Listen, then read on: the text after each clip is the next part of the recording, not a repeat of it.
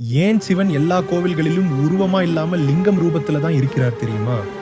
இது சாதாரணமா நினைச்சீங்கன்னா பெரிய தவறா போயிடும்.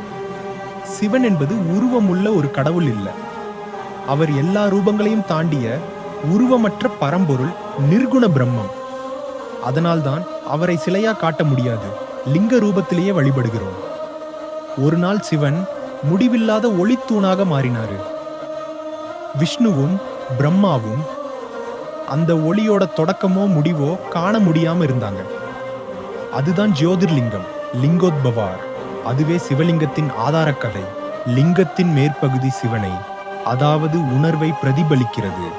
அடிப்பகுதியான யோனி சக்தியை, அதாவது ஆற்றலை குறிக்கிறது.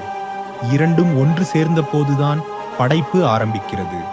அதனாலே இது ஆன்மீகத்தையும் விஞ்ஞானத்தையும் சேர்த்த ஒரு சின்னமாக இருக்கிறது. சிலைகள் ஒரு வடிவத்தை மட்டுமே காட்டும், ஆனால் லிங்கம் எல்லையற்ற சக்திக்கே அடையாளம். அதனால்தான் சிவன் எப்போதும் லிங்க ரூபமாகவே வழிபடப்படுகிறார். இது மாதிரி ஆன்மீக ரகசியங்களை தெரிஞ்சுக்க ஃபாலோ பண்ணுங்க.